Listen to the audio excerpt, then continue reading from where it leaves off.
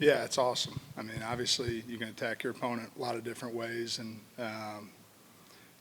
something that we've wanted to do a lot in the past, and just haven't had the depth. Where a year ago, if Jay or Callie gets nicked up, like now you're looking at a real tough spot. Now we've got the ability to play in that as much as we want.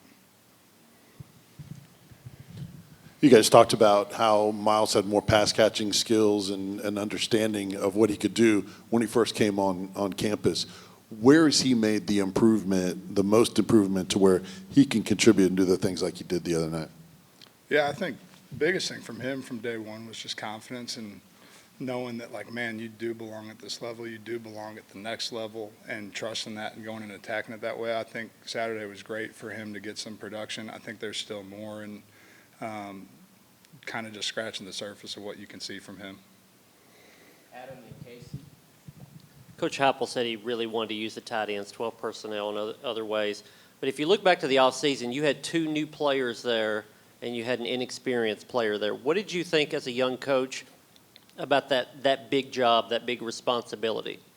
Yeah, I mean, one, I think going back to the spring and even fall camp, like the work that the new guys did investing into learning this thing made it really easy, where you were able to continue to put stuff on their plate. And I know I was trying to be sly and not exactly say exactly what we were working on, but man, that was a huge part of what we were able to get really through the summer and fall camp and even spring ball, just because they did such a good job investing into the base stuff that you felt comfortable putting it on their plate. I think the other side of it is anytime you got a chance to be playing more guys, that naturally kind of motivates guys to invest and learn it.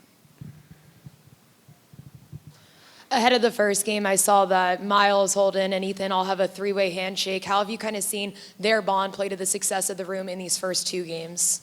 Yeah, I mean, it's huge. Obviously, with the tempo, you're going to play multiple guys, and I think everybody kind of understood that coming in. It starts with having great human beings in the room, and we've got a room full of awesome human beings that get excited for each other, root for each other, coach each other. It's really cool to be around that group because of the way they support each other. And it's a bar set by Jay, a year ago, and really is carried into this group as well.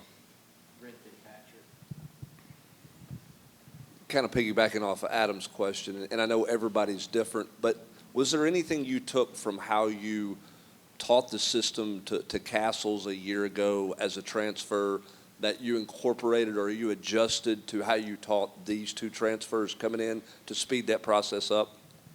Not radically different in any way. I think every guy is going to be different in how they learn, and some guys, nobody ever comes in and says, hey, I learn best by sitting and hearing it on a PowerPoint presentation, but there is a level of work that goes into it, and understanding that the more you can attack reps full speed, the faster it happens for you. When you're out there thinking and trying to be perfect all the time, it makes it really tough. I think those guys just, man, whether they were right or wrong, from day one, we're going to attack at full speed, and I think that accelerates the learning process. But as far as stuff that we did differently, not a whole lot, honestly. Kind of continuing this theme, it looks like you've got 2 transfers that are new and a second-year player. They look like they've been in the offense for years now. Have they even exceeded your expectations and just kind of how smoothly they've operated and handled all their responsibilities? Yeah, I mean, absolutely. I think there's always more. Like, there's always another step to it, and I think the guys were really happy about how they played and performed on Saturday, but at the same time, they all understand that, it's week 3. There's a long season ahead with a lot of good teams that we have to continue to get better every week, and they're ready to do that. When you're recruiting and you're pitching, the ability to get the ball to the tight ends, incorporating the tight ends, and then the first 2 games, all 3 of your tight ends have touchdown catches. I mean, how much easier does that make you being able to go back to those recruits and go see? Yeah, I mean, it certainly helps. I think, with this cycle, we fight production a lot, and a year ago we were second in the league in touchdowns and had 2 guys that both had fairly productive seasons.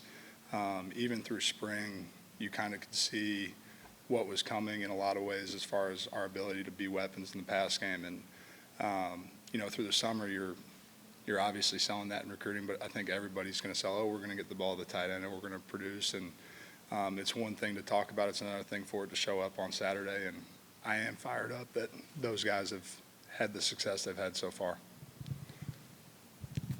How are those top three guys doing in reading, reacting, and adjusting either pre-snap or post-snap to what is asked of them based on just knowledge and the work that they put in?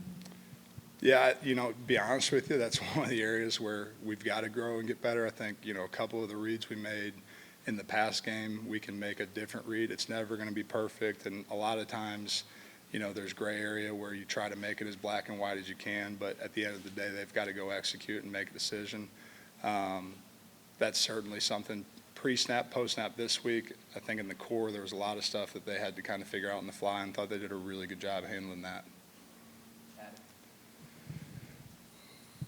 NC State obviously mentioned after the game that they had not seen 12 personnel on film. In the offseason, did you feel like you were keeping a secret, or that you had to, because you would allude to it a little bit, but you wouldn't say it?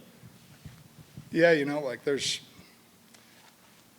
times when it's the absolute best thing. You want to be in it. It gives you a real advantage, X and O's wise, and certainly don't want to help anybody prepare for something that you feel is going to be really good against them. And we've had the ability to go in it for a long time. So I guess in some way we've been keeping it a secret by not putting it on tape, but it's not been a secret around our building at all. All right, thank you, Coach. Thanks, guys.